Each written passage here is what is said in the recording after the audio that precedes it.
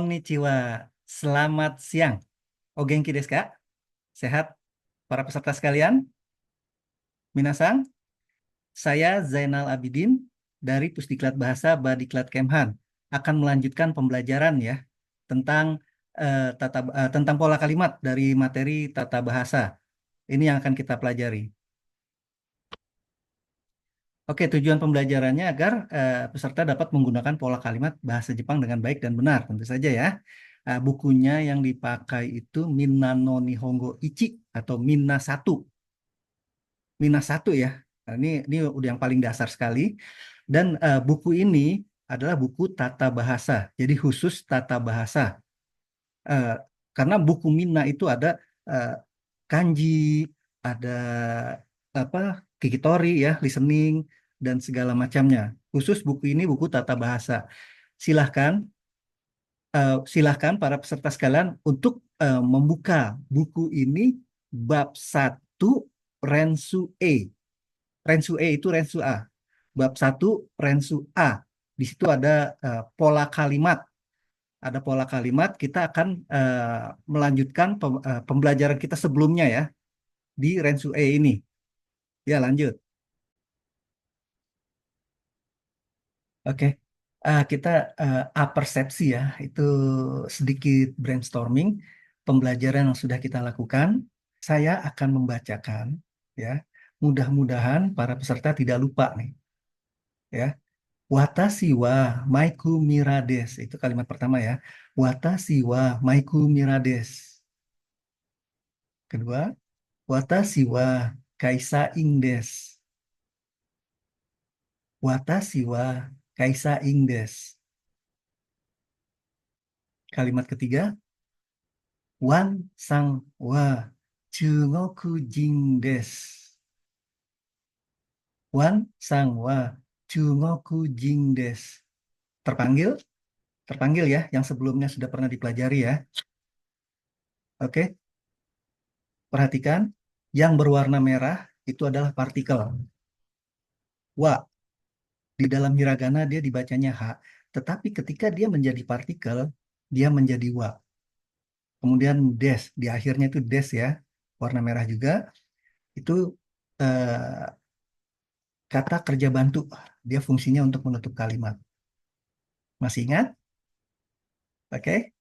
Nah, ini saya akan sedikit menerangkan juga bahwa eh, para peserta sekalian mohon tidak lupa dengan hiragana dengan katakana. Karena apa? Di dalam bahasa Jepang, ya, di dalam bahasa Jepang, terutama di dalam hal penulisan, itu karakter bahasa Jepang yang dipakai, ya, hiragana terpakai, katakana terpakai, kanji terpakai, romaji terpakai. Nah, kurang lebih ada 4, ya kan? Ada 4 jenis, ya kan? Ada 4 jenis huruf yang minasang harus hafal. Yang minasang harus hafal di dalam kepala. Jangan di luar kepala, masukin di dalam kepala. Ya, kalau di luar kepala nanti repot nyarinya. Oke, lanjut ya. Nah, ini kita mulai masuk ke pembelajaran. Saya bacakan ya. Watashi wa maiku mira desu. Nah, watashi wa maiku mira desu. Di dalam kalimat ini terdiri dari subjek dan predikat. Baik subjek maupun predikat itu adalah kata benda. Jadi sebelum wa, kata benda 1. Sebelum des, kata benda 2. Kalimat ini merupakan kalimat positif. Ya. Kalimat ini merupakan kalimat positif. Jadi bukan penyanggahan atau apa ya. Tetapi ya, dia lebih ke pernyataan sebenarnya ya. Kemudian dia juga disebut dengan kalimat sopan. Predikat. Ada subjek, ada predikat. Predikat itu isinya apa saja? Predikat isinya bisa nama, bisa kewarganegaraan, bisa profesi. Oke. Saya ulang ya, predikat itu bisa nama, bisa kewarganegaraan, bisa profesi. Contohnya, watashi wa Maiku Mira des. Nah, Maiku Mira itu kan nama. Maiku Mira itu nama. Kalau kewarganegaraan contohnya apa? Kewarganegaraan itu contohnya Chungoku Jing des. Nah, Chungoku itu Cina. Chungoku Jing des. Chungoku Cina, Jing itu orang. Jadi orang Cina. Nah, itu kan kurang ya itu asal ya, atau bisa juga dinyatakan bahwa itu adalah kewarganegaraan. Kemudian profesi, profesi. Contoh seperti saya kan guru ya. Watashi wa sensei desu. Saya guru. Nah, kurang lebih seperti itu. Jadi predikat bisa diisi nama, kewarganegaraan, bisa profesi. Intinya adalah predikat itu menerangkan subjek. Sudah dicatat? Saya usahakan pelan ya agar para peserta sekalian bisa mencatat dengan santai pula.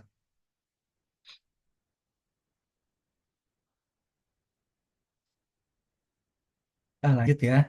Nah ini mo, perhatikan ya. Partikelnya sekarang mo. Kalau sebelumnya partikelnya wa, sekarang adalah mo ya. Penutupnya tetap des, penutupnya tetap des dan dia pola kalimatnya sama, tetap subjek, predikat, des gitu. Subjek, mo, predikat, des. Dan terdiri dari kata benda satu, kata benda dua, sama. Dan ini pun masih termasuk kalimat positif dalam bentuk sopan ya, masih karena dia des. Perhatikan, dia sopan nggak sopannya taunya dari mana? Des. Nah, itu ada desnya tuh. Biasanya di ujungnya itu yang bisa membedakan antara sopan dengan tidak sopan. Lebih mudah. Kemudian predikatnya diisi apa? Sama. Bisa diisi nama, kewarganegaraan, profesi. Seperti itu ya. Mo, nah, perhatikan partikel mo. Partikel mo ini sebenarnya tidak memiliki arti gitu ya. Nggak bisa di artinya apa sih mo? Nggak ada. Tapi dalam terjemahan terjemahan bebas dia bisa diartikan juga. Gitu. Mau itu bisa diartikan juga atau mau itu bisa diartikan pun. Bisa pun, bisa juga. Lanjut ya, ini contoh kalimatnya nih. Nah, perhatikan ya. Itu terdiri dari dua kalimat, masing-masing itu ya berdiri sendiri, tetapi saling berhubungan. Berdiri sendiri tetapi saling berhubungan. Contoh kalimat satu, watashi wa kaisa ing des. Titik. Nah, itu berdiri sendiri deh kan. Watashi wa kaisa ing des. Nomor duanya, watashi, eh, wan sangmo. Ah, ini kalimat dua nih. Wan sangmo kaisa ing des. Perhatikan. Wan sangmo kaisa ing des. Dia pakainya mo. Oke. Perhatikan predikatnya. Perhatikan predikatnya. Predikatnya adalah kaisa ing. Predikat kalimat kedua sama dengan predikat kalimat ke satu. Oh, kan sama ya. Kaisa ing. Predikatnya sama. Tetapi subjeknya beda. Sebelum wa dan sebelum mo itu berbeda. Jadi mo ya, kalimat yang di dalamnya ada partikel mo itu pasti akan merujuk ke kalimat sebelumnya. Itu pasti akan merujuk ke kalimat sebelumnya. Jadi walaupun mereka berdiri sendiri tapi berhubungan. Ya nanti di dalam terutama di dalam percakapan itu memang ada agak apa tricky sendiri, tricky juga. Kok mo sih gitu. Karena kadang-kadang di dalam percakapan kita suka lupa tuh predikat orang menyebut sesuatu, kemudian yang lain menimpali pakai mo karena dinyatakan predikatnya sama, tetapi orang lain lagi yang mendengar, hah, kok pakainya mo? Gitu. Jadi harus jeli, kecuali orang Jepang ya, kalau penutur asli mereka udah paham. Kalau kita kan belum ya.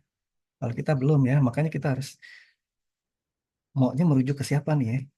Mo-nya merujuk ke siapa? Kadang-kadang pun rujukannya tuh jauh. Jadi ini kalimat kalimat. Tiba-tiba ada mo. Mo-nya ini merujuk ke kalimat mana? Itu Minasang harus Jeli ya. Nanti di dalam pelajaran juga ada seperti itu tuh. Harus hati-hati. Tapi untuk khusus untuk di sini ya kita kasih yang mudah ya. Merujuknya kemana ya? Ke sebelumnya aja udah selesai ya. Watashi wa kaisa ingdes. Wan sangmo kaisa ingdes. Jadi saya pegawai. Wan itu nama orang ya. Wan juga pegawai. Jadi sama kita sama-sama pegawai. Itu sebabnya predikatnya sama. Itu sebabnya pakainya mo. Kalimat kedua menggunakan mo.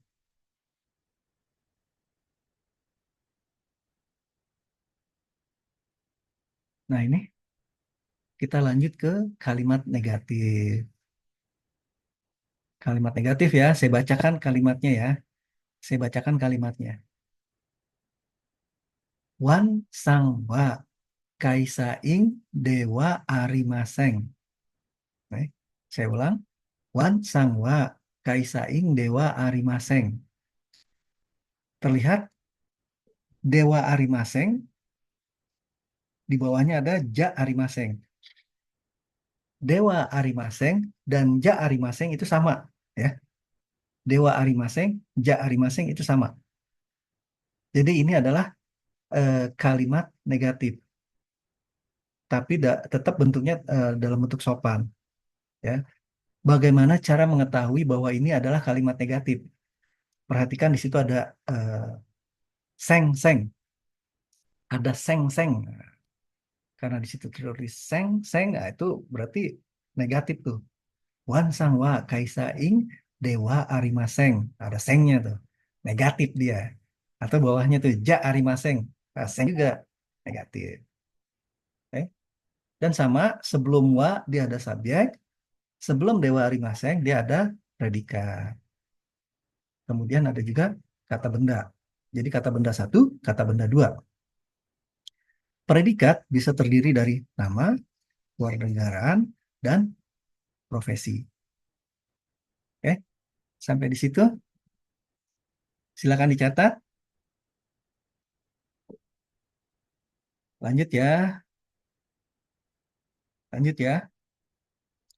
Oke, sudah selesai pembelajarannya, tapi kita akan evaluasi. Jadi ini penutup ya, ini penutup. Tadi kan inti, sekarang penutup. Penutupnya itu kita bikin evaluasi. Apakah para peserta sudah menangkap apa yang telah kita pelajari barusan? Coba buat kalimat dari pola kalimat yang telah dipelajari sesuai contoh pola kalimat di bawah ini. Silakan.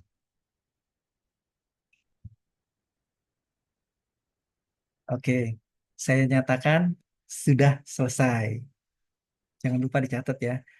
Kemudian jangan lupa pula nanti di selesai menonton video ini dimanapun coba buat kalimat dengan wa dengan pola kalimat ini ya, wa des mo des, dan perhatikan di dalam buku yang tadi sudah kita lihat ya, buku Minano Nihongo itu ada yang namanya kosakata. Jangan ada yang namanya kosakata. Jadi jangan lupa kosakatanya memang tidak terlalu luas sekali ya. Jadi saya tidak menyarankan menggunakan kamus ya, tapi gunakanlah kosakata yang ada di dalam buku biar para peserta sekalian tuh nggak pusing-pusing nyari mau bikin kalimat karena kosakatanya itu sudah jelas, sudah ada di situ, sudah diperuntukkan untuk kalimat ini lebih memudahkan para peserta sekalian. Oke, terima kasih. Selamat siang. Otsukare sama Desta. Ja.